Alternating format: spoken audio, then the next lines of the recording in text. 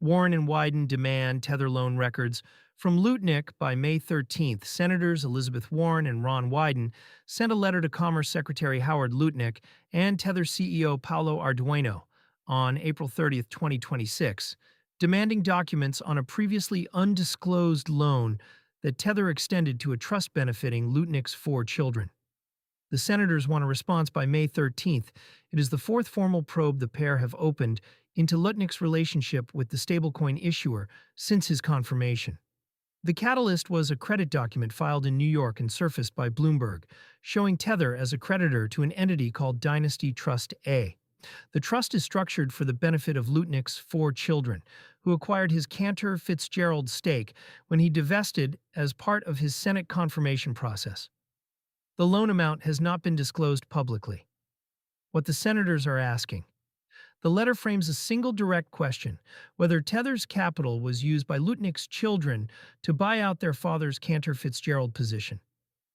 The senators wrote that the credit filing raises questions about whether Tether may have helped provide Secretary Lutnick's children with the capital needed to purchase their father's stake. That detail matters because Cantor Fitzgerald is the long-running custodian for the bulk of Tether's U.S. Treasury reserves. If Tether financed the Lutnick children's purchase of Cantor, the structure would link the Commerce Secretary's family wealth, Cantor's commercial relationship with Tether, and Tether's largest U.S. institutional counterparty in a single chain. Warren and Wyden requested loan documentation, terms, valuation, and any associated communications. The Genius Act angle. The senators tied the loan question back to the Genius Act, the federal stablecoin framework that Lutnick advised on prior to his Senate confirmation. They noted that the law, as enacted, included provisions favorable to foreign stablecoin issuers, and that Tether had lobbied in its favor. Their concern, stated in the letter, is that a sitting cabinet official helped shape a statute that materially benefited a company with which his family has an active financial creditor relationship. Tether is incorporated in El Salvador and has previously declined to register as a U.S. issuer under the prior regime. The Genius Act's foreign issuer carve-outs allow it to continue serving U.S. customers under defined conditions. Critics of those carve-outs argued during markup that they functionally grandfathered Tether's existing business model.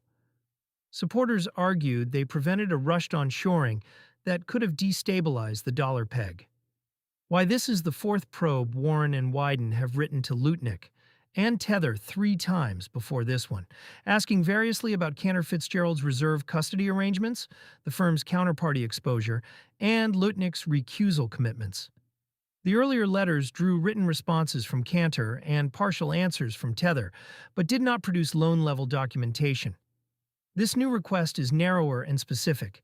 It seeks the credit instrument itself, the closing date, the amount, the rate, and any covenants. That kind of documentary demand is harder to deflect than the policy questions in the earlier letters, and it has a fixed deadline. Whether Lutnick or Tether produce the documents by May 13th will set the tone for what comes next, including potential referrals to the Office of Government Ethics or the Department of Justice. Market context.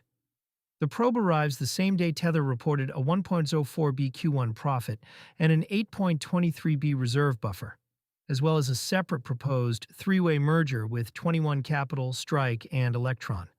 Tether's commercial momentum is at a high. The political pressure on its U.S. relationships is also intensifying. For the broader stablecoin sector, the probe matters less for Tether's solvency, which is not at issue, than for the precedent it sets. If a sitting cabinet member's family can carry private credit from a regulated stablecoin issuer while that issuer benefits from federal legislation he advised on, the question of what counts as a conflict for stablecoin policymakers is going to need a clearer answer.